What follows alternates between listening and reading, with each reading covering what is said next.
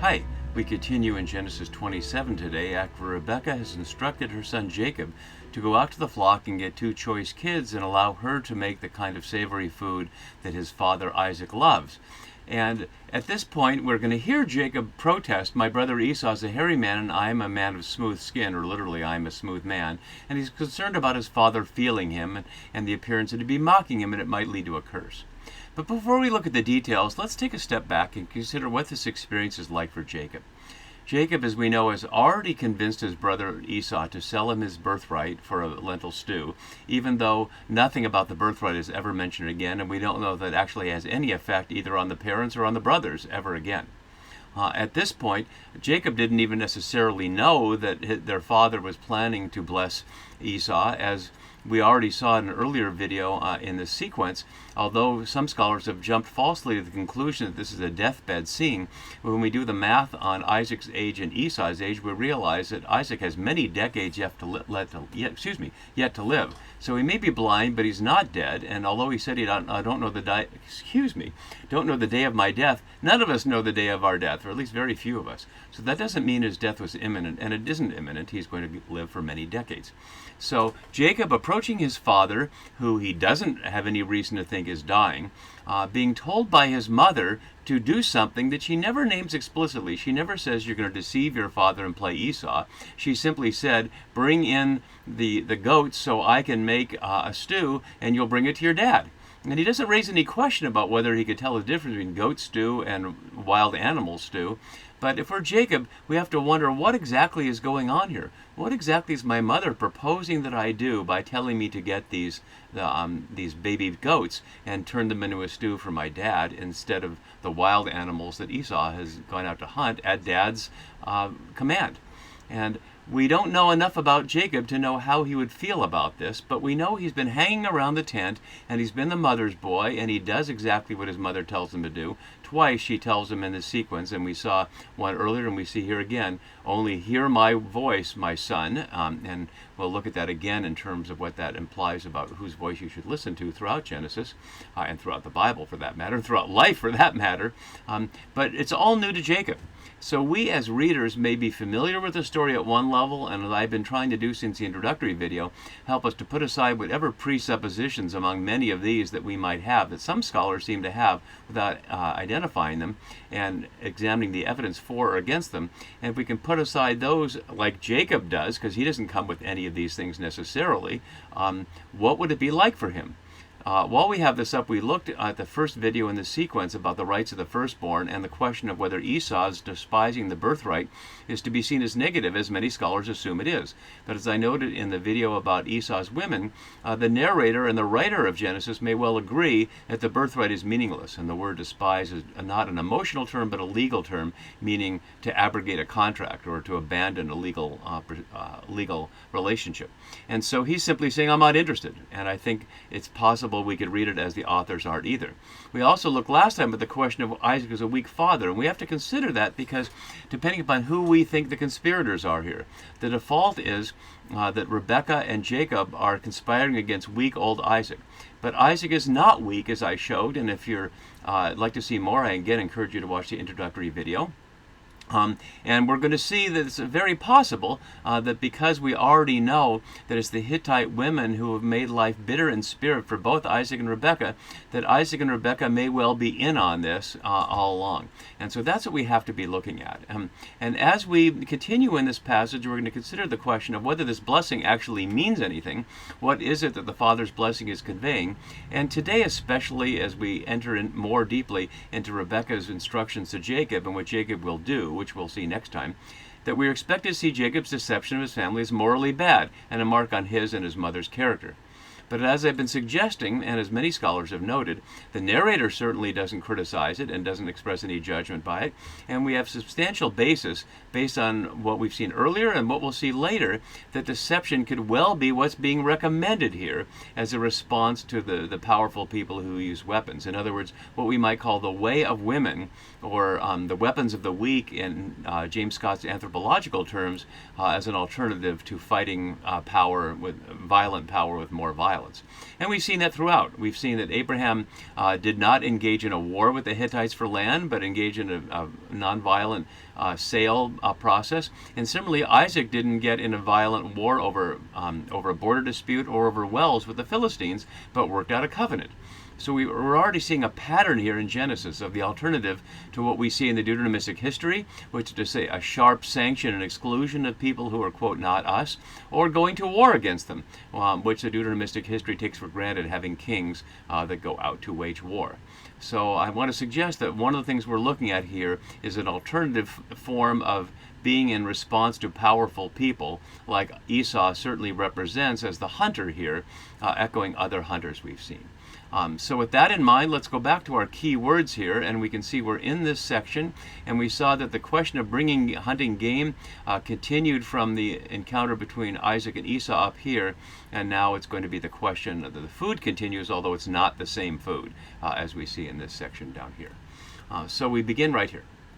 So, as we note below, Jacob speaks in response to her command while Esau acted without command, and that continues the general notion that Esau is less talky than Jacob, but it's not always going to be true. In the reunion we'll see at the end, after Jacob spends his 20 years in Mesopotamia with Laban, Esau converses with him like a normal conversation.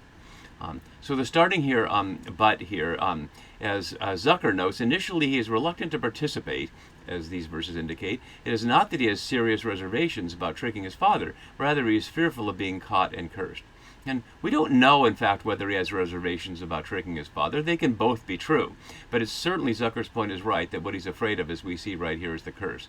But it doesn't mean that they can't both be true. There could be more than one motivation, and just because he's naming one doesn't mean the others aren't there. So he says to his mother, look, hen here, using the short form of what we see regularly, henna. It's again later in this scene. My brother Esau is a hairy man, and I am a smooth man. Smooth skin is misleading here. It's exactly parallel. And this goes to one of the questions that many scholars just fall right into, that the features reflect something of their interior lives. For example, we can hear from Aviva Gottlieb Zornberg, who's an excellent interpreter, bringing in all kinds of poetic and existential and interesting elements from the Midrash, but she says here, this primitive strength that is diminished by a high culture is the issue on which Jacob's action in quote-unquote taking Esau's blessing pivots. And notice how she just assumes that Esau the hairy man represents primitive strength and Jacob the smooth man represents high culture. But there's nothing in the text to support that as far as I can see. The fact that Esau is a hunter is not because hairy men are hunters, and the fact that Jacob has smooth skin or is a smooth man is not the reason that he's around the tent necessarily. There's no correlation named between their hairiness or lack of hairiness and what kind of people they are, and we certainly know that's true in real life.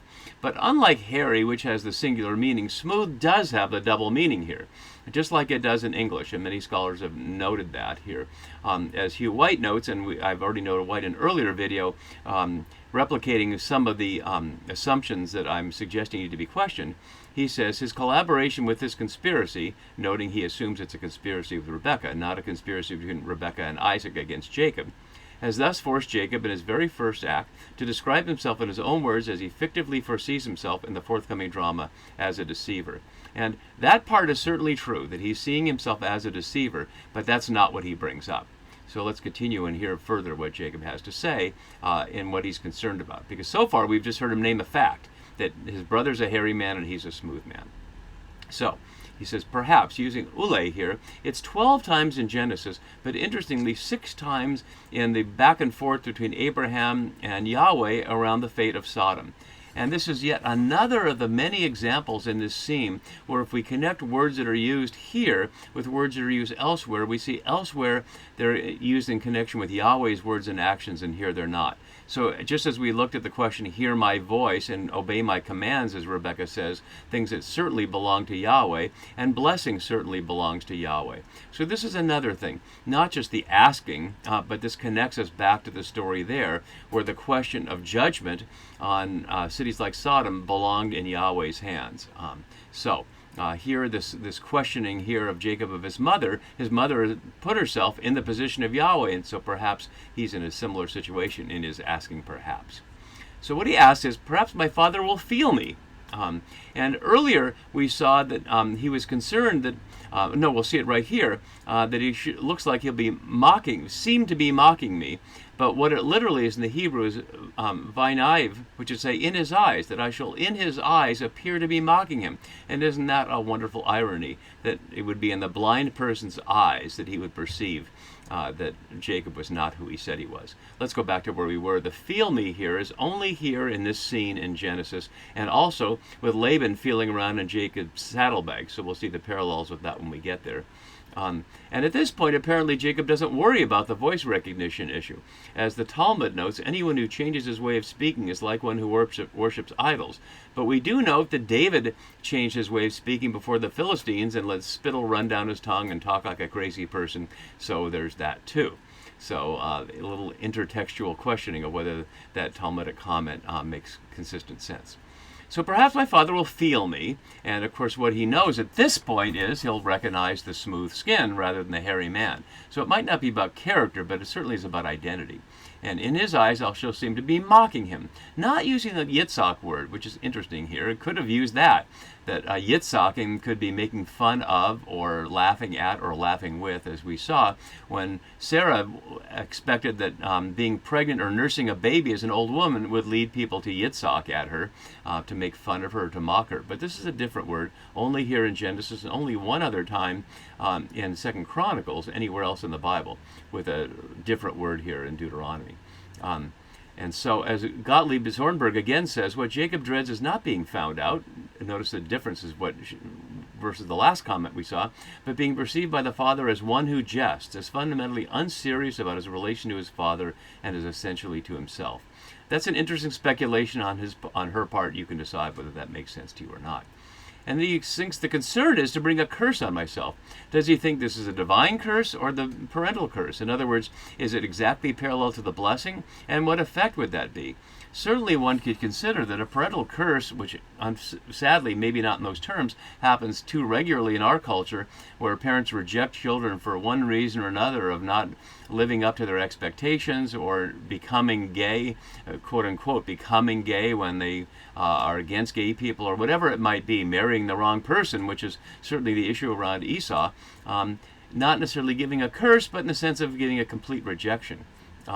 And the question I might ask here is the relationship between a blessing and a curse an echo of the Deuteronomistic choice of I have set before you blessing and curse, life and death, choose life.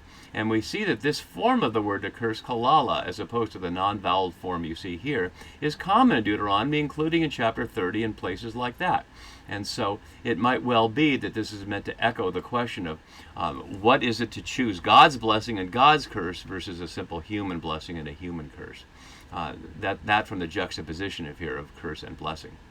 And so that's what he seems concerned about, is bringing a curse upon himself. Notice he's not so much concerned that his father won't like him or be angry at him, but of bringing a curse upon himself. And so we see, as Wenham suggests, Rebekah's reply is as remarkable for what it does not contain as for what it does. She says nothing about dressing up Jacob. That might have alarmed Jacob even more. Let's see what she says before we to consider his comment. So his mother said to him, "Let your curse be on me." And notice a couple of things there. She's assuming there's going to be a curse, and she assumes there's some process by which she can take that curse on her. But how can she do that? As my note below suggests, presumably Isaac is the source of the curse, and if she's with him in this, clearly not concerned with being cursed, which is to say, if the conspiracy really is between Rebekah and Isaac, then this is just flim-flam. She knows there is no curse to worry about here. It's like somebody threatening to shoot you when you know their gun isn't loaded. As Wenham then again notes down below, it is doubtful whether she could have diverted any curse onto herself simply by saying so. The blessing is not transferable even to Esau. Presumably Rebekah realized this, so her remark expresses the ferocity of her desire to make Jacob carry out her plan. And yet notice what Wenham's assuming that the blessing is not transferable. Why isn't it? It's a paternal blessing. And in the event, Isaac will say, I only have one blessing, but why? Those are also things that the text leaves as assumptions, although scholars don't seem to make their interpretations based on those. There's a number of cultural aspects of this process here of blessing that we don't know about and the text doesn't help us to understand, but the characters seem to have some sense of. So we can't fill in those gaps because we just don't know.